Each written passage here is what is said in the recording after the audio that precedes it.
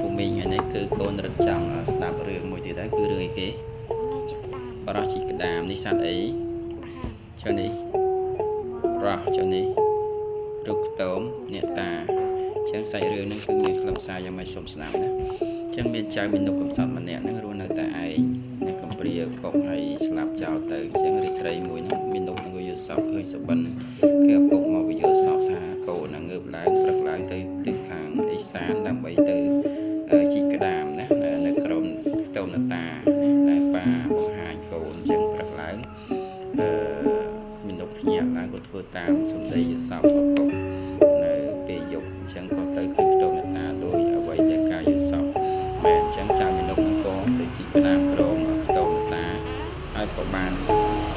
ក្តាមហ្នឹងយកទៅលក់នៅឯផ្សារចឹងណាហើយមាននុកហ្នឹងលក់បានប្រាក់ល្មមទិញចំណីអាហារបរិភោគលក់ថ្ងៃទី2ចៅមាននុកហ្នឹងក៏ទៅជីកក្តាមដដែលទៅលក់នៅឯផ្សារដដែលចឹងដូចមុនហើយលោកមហាសេដ្ឋីហ្នឹងមានកូនស្រីច្រើនរៀបការអស់ហើយនៅឡើយតែកូននាងពៅហ្នឹងមិនព្រមរៀបការហើយនឹងបរោះអ្នកទាំងអស់នោះនាងមានចិត្តអាណិតនឹងចៅមាននុកហើយជួយទិញក្តាមរាល់ថ្ងៃអញ្ចឹងមិនឲ្យមាននុកនឹងយកទៅលក់នៅផ្សារទេអញ្ចឹងបងស្រីនឹងឃើញរឿងសកម្មភាពប្អូនស្រីគួយទូប្រាប់ឪពុកហើយបងពុកនឹងក៏ខេខឹងនឹងកូនស្រីនឹងពៅនឹងក៏បណ្ដេញនាងពៅនឹងឲ្យចេញពីផ្ទះតាមសម្ដីបងអួតប្រាប់អញ្ចឹងសិទ្ធិនេះជាម្ដាយនឹងក៏នឹកអាណិតកូនស្រីនឹងទៅនៅឆ្ងាយពីខ្លួនពោវិចខ្ចប់មានពេជ្រកៅកងនឹងមកចំនួនឲ្យទៅនាងពៅទៅធ្វើជាដើមទុនរស់ស៊ីអញ្ចឹងនាងក៏សំពះនាងម្ដាយទៅហើយទៅសម្ដៅទៅរកហើយផ្ទះចៅមីនុកនឹងឲ្យដំណើររឿងប្រាប់ចៅមីនុកហើយចៅមីនុកក៏នឹកអាណិតនាងហើយក៏ស្រឡាញ់ព្រួយបារម្ភនាងប៉ុន្តែខ្លាចនាយសិទ្ធិនឹងក៏មកធ្វើបាបក៏ចាក់ចេញពីផ្ទះចាស់នឹងទៅនៅទីដីចឹងនាងក៏បានយកគ្រឿងអលង្ការនឹងលក់ធ្វើជាដើមទុនហងហើយនឹងបានប្រាក់ធ្វើសង់ផ្ទះមួយនៅថ្មីជាមួយនឹងចៅមីនុកហើយនាងវិញជាស្ត្រីមួយស្ត្រីគ្រប់លក្ខចាឡាញ់គ្រប់ប្តីហើយតែប្រាប់ប្តីកុំឲ្យទៅប្រកបរបរជីកក្តាមនឹងវាទៅពិបាកណាស់យើងមានដើមទុនមកសំបកាលជីកមុខរបរថ្មីតែចៅមីនុកហ្នឹងគឺនៅតែតស៊ូជីកក្តាមតែតាមជីវភាពដែលលោកឪពុកបានប្រាប់យល់សពនឹងថ្ងៃបន្ទាប់មកចេញទៅហើយនាងយល់ថាតោះតែធ្វើអ្វីមួយយ៉ាងនឹងហើយទៅចៅមីនុកឈប់ទៅជីកក្តាមអញ្ចឹងនាងក៏យកជាប់ទៅកែកាយក្រមតមតាដែលមីនុកធ្លាប់ទៅជីកក្តាមនឹងអញ្ចឹងហើយមកមិនឲ្យប្តីនាងដឹងទេអញ្ចឹងមីនុកនឹងក៏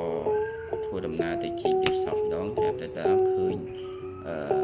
កន្លែងទីតាំងដែលខ្លួនធ្លាប់ជីកនឹងទៅជាកោះលើងបែកខ្ញែកខុសពីមាត់ដងហើយឃើញតែស្នូកក្តាមមួយគាត់ក៏យកស្នូកក្តាមនោះមកផ្ទះនៅឆ្ងល់ថាក្តាមនេះវាធំចម្លែកខុសពីធម្មតាអញ្ចឹងណាចឹងពេលយប់នាងពៅក៏ទម្លាក់ប្រាក់ទៅមួយណែនទៅសម្បកក្តាមនាងគាត់ឃើញថាចាំពេលព្រឹកចាំចុះទៅរើព្រឹកឡើងក៏បានឃើញប្រាក់ណែនពេញ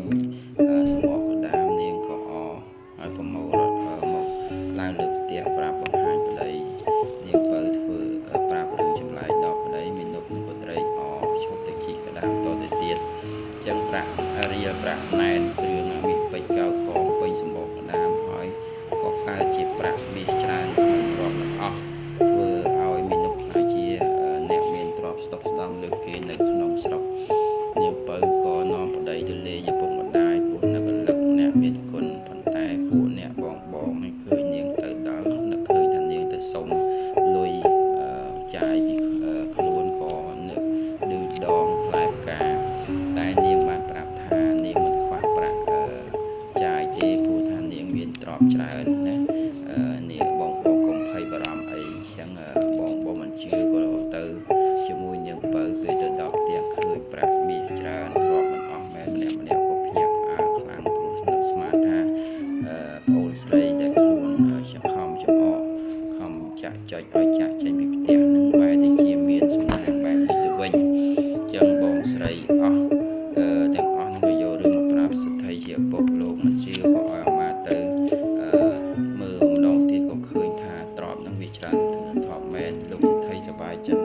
ឃើញគូស្រីទៅនៅជាមួយបរិជីក្តាមហ្នឹង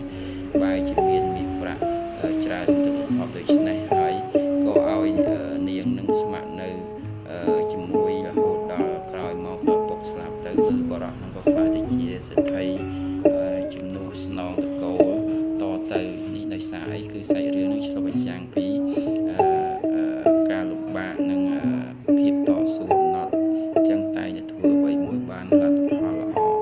ចំណុចមួយទៀតគឺមិនឲ្យមនុស្សភ្លេចកំណើតណានៅទីតក្រណានៅពេលដែលបរិះនឹងខ្លាយទៅជាសេដ្ឋីហើយក៏មិន